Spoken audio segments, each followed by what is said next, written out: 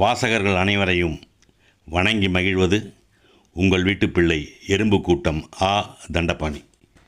இப்போது நிறைய பேருக்கு ஒரு கேள்வி என்கிட்ட கேட்குறாங்க, ஃபோன் பண்ணி கூட கேட்குறாங்க. அதாவது ஏன் இந்த எறும்பு கூட்டம்னு பேர் வச்சிங்க அப்படின்னு சொல்லிட்டு. அது கண்டிப்பாக நான் பதில் சொல்லியே ஆகணும். அப்போ தான் உங்களுக்கு இந்த குழுவினுடைய விஷயங்கள் புரியும். இந்த குழு ஒரு மிகப்பெரிய ஒரு போராட்டத்துக்கு இடையில் நடத்தப்பட்ட குழு. அது பேசுவோம். அதாவது 1979 வருஷம் மே மாதம் நான் எங்கள் ஊர்லேருந்து சென்னைக்கு வந்தேன். சென்னைக்கு வந்த உடனே எங்கள் சித்தப்பா ஒரு உயர் காவல் அதிகாரியாக இருந்தார். அவர் மூலமாக ஒரு மிகப்பெரிய ஒரு 3 நட்சத்திர ஹோட்டலில் என்னை வேலைக்கு சேர்த்து விட்டாங்க. அது வரவேற்பாளர், டெலிஃபோன் ஆப்ரேட்டர், அப்புறம் தள பொறுப்பாளர், அது மாதிரி எல்லா வேலைக்கும் அது மாதிரி செஞ்சுருக்கேன். அது மாதிரி சேர்த்து விட்டாங்க. அங்கே எனக்கு எந்த விதமான பிரச்சனையும் இல்லை. ஆனால் அங்கே நடந்த சில விஷயங்கள், அங்கே பார்க்கக்கூடிய சில விஷயங்கள், அதாவது இப்படி கூடலாம் மனிதர்கள் இருப்பாங்களா அப்படின்னு சொல்லிட்டு. அங்கே வேலை செய்கிறவனுக்கு சாப்பாடு கிடையாது, வெளியில் தான் போய் சாப்பிட்ணும். ஏதாவது அங்கே மிச்சம் மீதி கஸ்டமர்ஸ் கொடுத்து சாப்பிட்டாங்கன்னா கூட அவங்கள பார்த்துட்டாங்கன்னா அடி ஒரு தான். நீங்கள் இதில் பாரதியார் எழுதியிருப்பார், இம்மென்றால் சிறைவாசம் ஏனென்றால் வனவாசம்னு சொல்லிட்டு.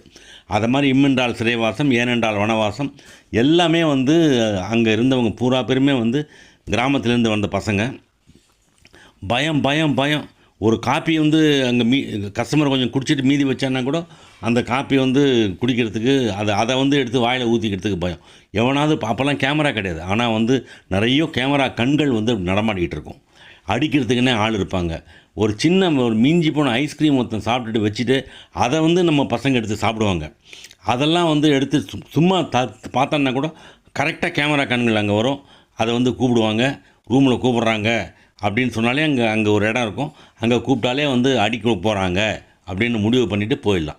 இப்பேற்பட்ட கொடுமைகள் இதெல்லாம் பார்க்கும்போது நம்ம கிராமத்து பையனாச்சா, இதெல்லாம் பார்க்கும்போது நம்மளால் சில விஷயங்கள்லாம் பொறுத்துக்க முடியல. அதனால் அங்கே ஒரு 70-75 பேர் ஒர்க் பண்ணாங்க. அவங்களெல்லாம் சேர்த்து ஒரு சங்கம் ஆரம்பிக்கிறது அப்படின்னு ஒரு முடிவு பண்ணோம். அந்த சங்கம் ஆரம்பிக்கிறதுன்னு முடிவு பண்ண உடனே அது ஒரு தொழிற்சங்கம் ஒன்று ஆரம்பித்தோம். 2 வருஷம் அந்த தொழிற்சங்கம் போச்சு. 2 வருஷம். அதுக்கப்புறம் தனித்தனியாக ஒருத்தராக பேசி குடும்பங்களை மிரட்டி அவங்கள கைக்கூலிகளாக்கி இது மாதிரிலாம் நிறைய விஷயங்கள் அங்கே ரொம்ப ரொம்ப ஈகராக நடந்தது. எத்தனையோ அடி உதைகள், எத்தனையோ விஷயங்கள்லாம் அந்த மக்கள்லாம் பார்த்துருக்காங்க. அதெல்லாம் சொல்கிறதா தனியாக ஒரு கதையாக சொல்லணும். அப்படி வரும்பொழுது நிறைய எல்லாருமே ஒரு பீரியடில் வேலையை விட்டு போயிட்டாங்க. எல்லாமே போயிட்டாங்க. 4 பேர் தான் நின்னோம் நாங்கள். 4 பேர். அதாவது ஏ தண்டபாணி, என் ஜோசப், டி ராஜேந்திரன், எஸ் பரக்கத் அலி அப்படின்னு 4 பேர் நின்னாங்க. அந்த 4 பேரோட இன்ஷியல் தான் அந்த நான் இவங்களை என்ன பண்ணுறது, எங்களாலேயும் ஒரு குறிப்பிட்ட காலத்துக்கு மேலே இருக்க முடியல. அவ்வளோ தொந்தரவு, அவ்வளோ அச்சுறுத்தல், அவ்வளோ பயமுறுத்தல், அவ்வளோ போலீஸ் கெடுபிடி, அதை மாதிரிலாம் எங்கள் 4 பேருக்கு மட்டும் தனியாக நடந்தது. அதெல்லாத்தையும் சரி பார்த்துட்டு, சரி இனிமேல் இவங்ககிட்ட வேலை செய்ய வேண்டாம், போயிடலாம் அப்படின்னு சொல்லிட்டு 4 பேரும் முடிவு பண்ணி ஒரு நாளில் வெளியில் வந்துட்டோம். ஆனால் எங்களுக்கு இருக்கக்கூடிய அந்த வெறி, அவனை அடிக்க முடியாது, அவனை ஒன்றும் பேச முடியாது. ஏன்னு கேட்டிங்கன்னா எல்லா அரசியல்வாதிகளும் எல்லா அரசியல் கட்சிக்காரங்களுக்கும் அவங்க தெரிஞ்சவங்க, அவங்க கூட்டாளிங்க. நீங்கள் எந்த கட்சியில் போனீங்களாலும் அங்கே மடக்கிடுவாங்க. அதாவது இந்த சிஐடியு அந்த யூனியனை தவிர மீதி, அதை மாதிரி யூனியன்களை தவிர மீதி யாராக போனாலும் பிடிச்சி மடக்கிடுவாங்க. அவங்க அப்பேற்பட்ட வலுவுள்ளவர்கள். அவங்கள எதிர்த்து என்ன பண்ணுறதுன்னு எங்களுக்கு ஒன்றும் தெரில. நாங்கள்லாம் அதாவது திரும்பவும் சொல்கிறேன், ஏ தண்டபாணி, என் ஜோசப், டி ராஜேந்திரன், எஸ் பரக்கத் அலி, ஏஎன்டிஎஸ், ஆண்ட்ஸ் எறும்புகள் அப்படின்ற ஒரு அமைப்பு. அதுக்கு தான் அது மாதிரி தான் பேர் வச்சோம். அந்த இடத்துல வேலை செய்யும்போது ஒரு அடியாள் ஒருத்தர் இருப்பார். அவர் சொல்லுவார், ஏய் நாங்கள் யானடா தூக்கி போட்டு மிரிச்சிடுவோம் உங்களை அப்படின்வார். கரெக்டாக இந்த பேர் அமைஞ்சுது. அந்த யானைக்கு எது தொந்தரவு கொடுக்குமோ அந்த பேர் ஆண்ட்ஸ், ஏஎன்டிஎஸ் ஆண்ட்ஸ். ஏ தண்டபாணி, என் ஜோசப், டி ராஜேந்திரன், எஸ் பரக்கத் அலின்ற 4 பேர் ஏஎன்டிஎஸ்ன்னு போட்டு சரி அதை மாதிரி ஒரு குழு அமைச்சு, அப்போவே நாங்கள் ஊரில் இருக்கும்போதே நான் நாடகங்கள்லாம் நடிச்சிருக்கேன், தெரு நாடகங்கள்லாம் கூட நடிச்சிருக்கேன், அது மாதிரிலாம் நடிச்சிருக்கேன். அதனால் நாடகங்கள் மேலே எனக்கு எப்போவுமே ஒரு ஆர்வம் உண்டு, மேடை நாடகங்கள் மேலே. இந்த ஆர்வத்தை வச்சுட்டு அங்கே வேலை செய்யும்பொழுதே தோழர் ஞானி, பரீட்சை தோழர் பரிச்சா ஞானி அவர்கிட்டலாம் வந்து நான் வந்து நானே போய் பேசி நானே வந்து இது பண்ணி அவருடைய நாடகங்கள் போய் பார்த்து அவருடைய நாடகங்களுக்கு டிக்கெட்லாம் வந்து விற்று கொடுத்து ₹2 டிக்கெட்டுங்க. ஒரு நாடகத்துக்கு ₹2 டிக்கெட். அவர் நாடகங்கள் முழுசாக வந்து இதில் தான் நடக்கும், நம்ம மியூசியம் தியேட்டர் தான் நடக்கும், எக்மோர் மியூசியம் தியேட்டரில். அங்கே தான் நடக்கும். அதனால் வந்து ₹2 தான் ஒரு டிக்கெட்டு, அதுக்கு மேலெலாம் வாங்க மாட்டாங்க. அப்படிலாம் வந்து விற்று கொடுத்து அவர் கூட வந்து இந்திரா பார்சாதி அவர்கள் எழுதின போர்வை போர்த்திய உடல்கள் அப்படின்ற ஒரு நாடகத்தில் நான் ஒரு நாயாக நடித்தேன். போலீஸ்காரனாக நடித்தது வந்து பாலாசிங், மறைந்த பாலாசிங் அவர்கள்.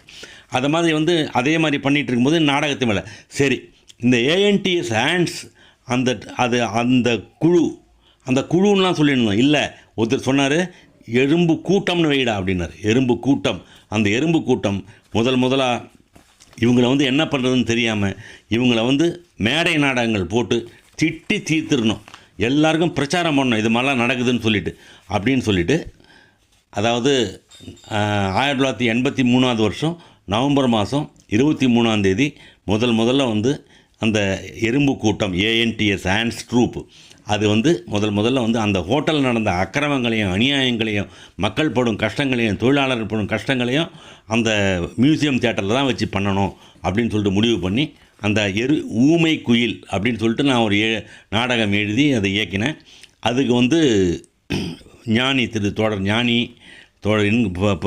தோழர் இன்குலாப் அது மாதிரி வந்து நிறைய வந்து அப்போல்லாம் வந்து ஹோட்டலில் வந்து எல்லா ஹோட்டல்லையும் வந்து சங்கம் இருக்கும். அதே மாதிரி எல்லா சங்கத்தோட தலைவர்கள், தொழிற்சங்க தலைவர்கள், இடதுசாரி தலைவர்கள், இது மாதிரி எல்லாரையும் நாங்கள் வந்து கூப்பிட்டு அந்த நாடகம் பண்ணோம்.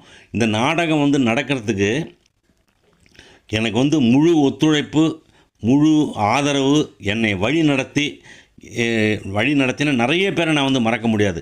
அதில் குறிப்பாக தோழர் ஏஎஸ் குமார் அவர்கள், தோழர் ஆப்பா பாலசுப்ரமணியம் அவர்கள், தோழர் வைத்தியநாதன் அவர்கள், தோழர் ராமகிருஷ்ணன் அவர்கள், இப்படி வந்து நிறைய தோழர்கள் வந்து எங்களை வந்து வழி நடத்தி அந்த நாடகத்தை மிகவும் வெற்றிகரமான ஒரு நாடகமாக, ஊமைக்குள்ள நாடகத்தை மிகவும் வெற்றிகரமான நாடகமாக அவங்க வந்து நடத்தி கொடுத்தாங்க, கூட இருந்தாங்க. அரங்கமே வந்து நிரம்பி வழிஞ்சுது, எல்லாரும் ரொம்ப சந்தோஷப்பட்டாங்க. இது எதுக்கு சொல்ல வரேன்னு கேட்டிங்கன்னா, இந்த எறும்பு கூட்டம்ன்ற அமைப்பு ஒரு பொழுதுபோக்குக்காக ஏற்படுத்தப்பட்ட அமைப்பல்ல. இது ஒரு ரெக்ரியேஷன் கிளப் மாதிரி, பொழுதுபோக்கு அந்த மாதிரி யூடியூப் இது மாதிரி இல்லை. இது வந்து ஏன் வந்து இன்னும் சில பேர் கேட்குறாங்க, அவ்வளோ தூரம் பண்ணீங்க ஏன்? அப்போ அதுக்கப்புறம் வந்து நிறைய நாடகங்கள் பண்ணோம். அதெல்லாம் வரக்கூடிய காலகட்டங்களில் ஒன்று சொல்கிறேன். அதில் நடந்த அனுபவங்கள், யாரெல்லாம் உதவி பண்ணாங்க, அது மாதிரி யார் நடித்தாங்க சொல்கிறேன். ஏன் வந்து நீங்கள் வந்து இவ்வளோ தூரம் பண்ணிவிட்டு வளர முடியல அப்படின்னாலும் வந்து அப்படின்றது கேள்விக்கு எனக்கு பதில் தெரியல. அதுக்கும் பதில் என்கிட்ட இருக்குது, நான் அதையும் சொல்கிறேன் உங்களுக்கு. ஆனால் இப்போ கூட வந்து புதைத்தாலும் முளைப்பேன் அப்படின்னு சொல்லிட்டு இப்போ எறும்பு கூட்டம் வந்து புத்துயிர் பெற்றிருக்கு. எறும்பு கூட்டம் வந்து பொழுதுபோக்குக்காக ஆரம்பிக்கப்பட்ட குழு அல்ல. எறும்பு கூட்டம் வந்து அது பிறப்பதற்கான கரு இருக்குது பார்த்தீங்களா, அந்த கருவே வந்து அடக்குமுறை, அடி உதை போன்றவை தான். நீங்கள் கேட்டிருப்பீங்க, உயர்ந்த கட்டிடங்கள் தாழ்ந்த உள்ளங்கள் அப்படின்னு திரைப்பட வசனங்கள் கேட்டிருப்பீங்க. அதே மாதிரி அந்த உயர்ந்த கட்டிடங்களில் தொழிலாளர்கள் எவ்வளோ கஷ்டப்படுறாங்க, அங்கே என்னென்ன விஷயங்கள் நடக்குது அப்படின்றத பற்றி பேசுவதற்காக ஏற்படுத்தப்பட்ட ஒரு ஒரு நாடக குழு தான் எறும்பு கூட்டம். அதுக்கப்புறம் அப்போ கூட வந்து எறும்பு கூட்டம் பண்ண நாடகங்கள் எல்லாமே வந்து சமுதாயம் சம்பந்தப்பட்ட, சமுதாயத்தில் இருக்கக்கூடிய அவலங்கள் சம்பந்தப்பட்ட, சமுதாயத்தில் வாழக்கூடிய தாழ்ந்த நிலை, அதாவது ரொம்ப ஒரு அடிமட்டத்தில் வாழக்கூடிய மனிதர்களுடைய கஷ்டங்களை பற்றி அதை மாதிரி தான் நம்ம வந்து நிறைய வந்து பேசியிருக்கோம். அதாவது பெரிய இப்போ நான் சொல்ல வரேன், கன்க்ளூஷன் வரேன். எறும்பு கூட்டம்ன்றது வந்து ஏஎன்டிஎஸ்ன்னு வந்து ஏ தண்டபாணி, என் ஜோசப், டி ராஜேந்திரன், எஸ் பரக்கத்தலி, இந்த 4 நண்பர்களால் ஆரம்பிக்கப்பட்ட ஒரு குழு, ஒரு நாடக குழு. அதுதான் எறும்பு கூட்டம். ஆனால் ஏ தண்டபாணியை தவிர மீதி எல்லாருமே எங்கே இருக்காங்கன்னு தெரில. எஸ் பரக்கத்தலின்றவர் ஒரு வில்லேஜில் இருக்கார். மீதி பேர்லாம் எங்கே இருக்காங்கன்னு தெரில. அவங்களெல்லாம் நான் வந்து ரொம்ப வணங்கி அவங்களெல்லாம் ரொம்ப வணங்கி மகிழறேன். நான் அருமையான நண்பர்கள், அருமையான தோழர்கள், அந்த தோழர்களை நான் வணங்கி மகிழ்கிறேன். அதாவது எறும்பு கூட்டம் இனிமேல் வந்து வளர்ச்சி அடையும், வேறு மாதிரியான பரிமாணத்தில் வளர்ச்சி அடையும். அது எப்படி வளர்ச்சி அடையும் அப்படின்னு கேட்டால் அதுக்கு மெயினான காரணம் நீங்கள் தான். எறும்பு கூட்டம் மீண்டும் நாடகங்கள் செய்யப்போகிறது. அதுக்கு அந்த எறும்பு கூட்டம் இப்பொழுது இந்த யூடியூப் சேனல் செய்து கொண்டிருக்கிறது. அதுக்கெல்லாமே வந்து அதனுடைய வளர்ச்சிக்கு காரணம் நீங்கள் தான். இதே மாதிரி இதுக்கு முன்னாடி வந்து இந்த இந்த எறும்பு கூட்டத்தை வந்து வளர்த்து விட்டாங்க பார்த்தீங்களா, அவங்க எல்லாரையும் நான் வந்து ரொம்ப நன்றியோடு நினச்சிக்கிறேன்.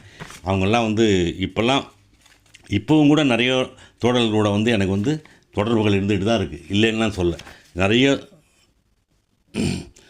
தோழர் அதாவது வந்து அவங்க கூடலாம் எனக்கு இன்னும் தொடர்புகள் இருந்துகிட்டு தான் இருக்குது. அதை இந்த உலகத்தில் நடக்கக்கூடிய அவலங்களை, கஷ்டங்களை, அதெல்லாத்தையும் எடுத்து சொல்கிறதுக்கு சரியான வடிவம் வந்து ஒரு கலை வடிவம் அப்படின்னு சொல்லிட்டு தான் வந்து நாடக கலையை தேர்ந்தெடுத்து இந்த எறும்பு கூட்டம் செயல்பட்டு இருந்தது. இப்போ இனிமேலும் தொடர்ந்து செயல்படும். அப்பப்போ கொஞ்சம் ரெக்கரேஷன்ஸ் பண்ணாலும் கூட தொடர்ந்து இந்த மக்களை பற்றி மட்டுமே நினைக்கக்கூடிய ஒரு குழு எறும்பு கூட்டம். கலை இலக்கியம் யாவும் மக்களுக்காகவே அப்படின்னு நினைக்கக்கூடிய குழு இந்த எறும்பு கூட்டம். இது தொடர்ந்து உங்களுடைய ஆதரவை வேண்டுகிறது. இந்த எறும்பு கூட்டத்தில் வந்து அவங்க மீட் பண்ண பிரச்சனைகள், அதெல்லாம் ரொம்ப சுவாரஸ்யமான விஷயங்கள்லாம் பல நடந்திருக்கு.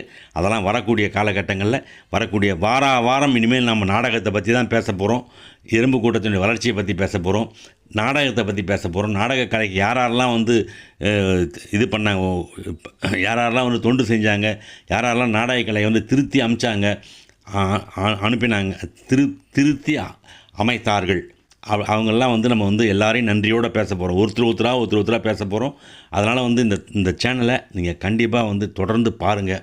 நல்ல விஷயங்கள் நம்ம பேசுவோம், நல்ல விஷயங்கள் பேசுவோம், ரொம்ப வந்து பாசிட்டிவான விஷயங்கள் பேசுவோம், நேர்மறையான விஷயங்கள் பேசுவோம், எல்லாருக்கும் தைரியம் கொடுக்கக்கூடிய விஷயங்கள் பேசுவோம், போராடக்கூடியவங்க கூட பக்கத்தில் நிற்கக்கூடிய விஷயங்கள் பேசுவோம். அதனால் நீங்கள் எங்களுக்கு வந்து கண்டிப்பாக ஆதரவு இப்போ கூட நிறைய ஆதரவு கொடுத்துக்கிட்டு இருக்கீங்க. தொடர்ந்து ஆதரவு கொடுங்க. தொடர்ந்து பல பேருக்கு இந்த சேனலுடைய விஷயங்களை நீங்கள் பகிருங்க. என்றுமே நன்றியுடன் இருக்கக்கூடிய நண்பர்கள் தான் உங்கள் எறும்பு கூட்ட தோழர்கள். நன்றி, வணக்கம்.